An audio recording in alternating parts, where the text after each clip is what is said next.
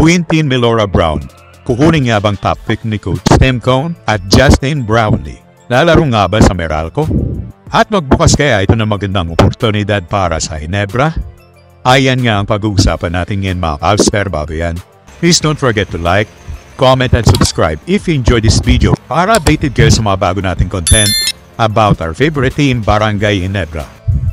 Matapos nga ang quarterfinals exit ng Gilas Pilipinas sa nagdaang FIBA Asia Cup, umulaga nga ang isang napakagandang balita para sa mga Pinoy basketball fans. Itong ay kung saan binago na ng FIBA ang ruling nito sa classification ng citizenship ni Phil ang big man Quintin Milora Brown from being a naturalized to a local player. Matapos magtagumpay na nai-appeal ng kanyang legal team ang case nito. Dahil dito, maaari na nga maglaro as local player ang 25 years old center para sa Gilas Pilipinas. At isa nga itong napakalaking development mga Cavs para sa Gilas program dahil mapapalakas nito at mapapabata ang frontcourt ng Gilas na talaga namang malaki ang may tutulong sa national team sa mga susunod na FIBA competitions. Si Quintin Milora Brown o kilala sa nickname na QMB ay isang legit 6'10" big man mga Cavs na subok ng laro sa matataas na antas ng liga ng basketball dahil nakapaglaro na ito sa ilang mga schools sa US NCAA Division 1. Bago ito lumaro sa bansa at tulungang makapagkampiyon muli ang UP Fighting Maroons last year sa UAAP.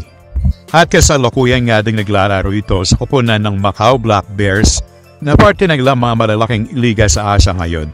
Kung kaya naman sanay na sanay din itong may pagbakbakan sa mga foreign players. Samantala, bukod sa pagiging bata, hinahangaan nga din ng marami ang pagiging skilled big man ni QMB. Apart from his defensive and rebounding prowess, kahanga-hanga nga rin ang passing game ito mga Cavs para sa isang big man. At may disenteng tira din ito sa labas. Mga bagay na malaki may tutulong sa international competition at mga katangian siguradong gugustuhin ni Coach Tim sa kanyang mga players sa Gilas. Kung kaya naman, hindi na itago ng Gilas head coach ang kanyang saya nang malaman ng napakagandang balitang itong mga Cavs At sinabi nga nito na hahanapan nila ng roster spot ang mamang ito at batid din ng multi-titled mentor na babagay nga ang laro nito sa kanyang sistema sa Gilas. At bago pa nga itong maklasify as local player, in-express na nga din ni Coach Tim ang kagustuhan nitong makuha ang big man matapos na itong makitang maglaro kontra Gilas isang send-off game bago ang FIBA Asia Cup. Napahanga nga si Coach Tim sa size, physicality at husay nito sa pagguha ng rebound. Bukod dito, inihalin tulad nga rin ni Coach Tim ang pagguha kay QMB sa pagkuha ng isang number 1 pick sa draft. Ganon nga katindi ang kalibre ng player na ito mga Cavs Kaya naman anyone would think, kunin nga kaya ni Coach Tim ang player na ito sa barangay kung magkakaroon ng pagkakataon ng Gene Kings? Well, who knows diba mga Cavs? Magawa ng paraan ito ng management, lalo at ito nga ang pinakailangan niya ng barangay. Isang solidong big man na matutulungan silang muling makuha ang kampyonato, lalo at di na bumabata si Japet, na napapabalita rin na posibleng palitan ni QMB sa Gilas roster. Samantala, isa sa mga gumulantang na balita naman ngayong linggo ay ang usap-usapan na maaari di umanong lumaro si Ginebra resident import Justin Brownlee sa Meralco. Ito nga ay unang pumutok ng mag-post sa Facebook si veteran sports insider Snow Badwa na dapat nga daw abangan ng mga kabarangay ang bagong import ng Meralco. Hindi naman binanggit ang pangalan kung sino ito ngunit marami nga nag-speculate na baka daw ito ay si Justin Brownlee dahil halos synonymous na ang pangalan nito sa Barangay Ginebra. At talaga namang gumawa nga ito ng ingay sa social media at umani ng samut-saring reaksyon sa lahat ng mga Ginebra fans. Karamihan nga sa mga fans, at isa na ako doon mga Cavs ay nahihirapan nga paniwalaan ito dahil alam naman natin na arch-rival ng Gene Kings ang Bolts at makailang beses na nang binigo ni Brownlee ang Meralco sa playoffs at sa finals. Ngunit dahil nga ito ay galing kay Idol Snow, na alam naman natin may mga legit sources ay talagang mapapaisip ka rin kung posible nga ba. At ngayong Biyernes nga yan nakumpirma na sa isang article ng Spin.ph na ayon nga daw sa mga sources nila ay in-offer di umano mismo ni SMC Sports Director Al Francis Chua ang serbisyo ni Brownlee para sa Meralco na lalaro sa East Asia Super League na gaganapin sa October at November. At nasundan pa nga ito ng isang article mula kay Snowbad mismo na ayon daw sa kanyang mga sources ay pina-finalize na nga lang daw ang mga details para magawang mapagsama ng Meralco sa kanilang team si Justin Brownlee at Ronde Hollis Jefferson ng TNT bilang kanilang mga import para sa nasabing liga. Well, hati nga ang opinion ng mga Ginebra fans dito mga Cubs, no? May mga nagsasabi na magandang way nga daw ito upang makapagpainit at manatiling sharp itong si JB para sa next import trading conference ng PBA kapag naglaro na ito sa Ginebra.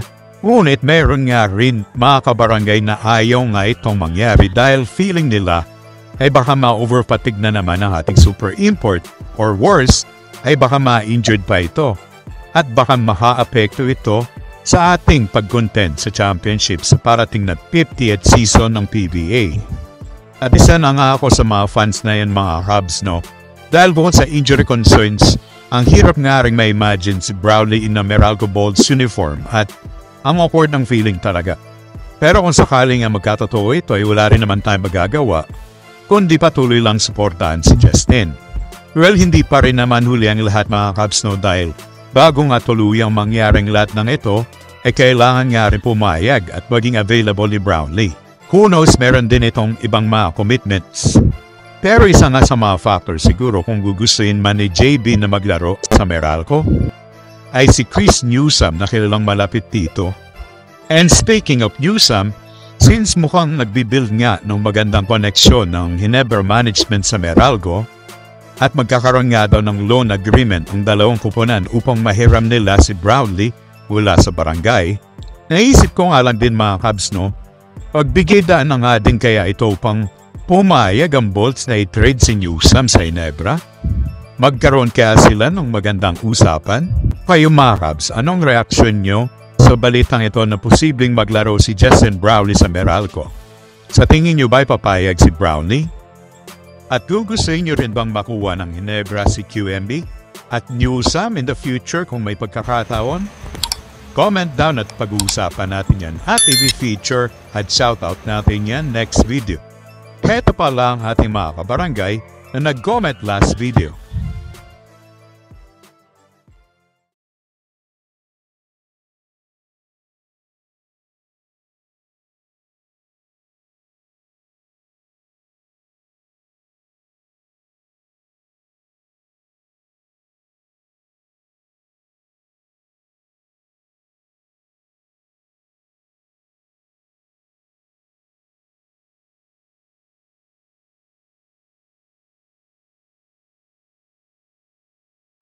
Maraming salamat at shoutout sa inyo mga Cubs. Enjoy this video, please like, comment and subscribe mga Cubs for more Ginebra content.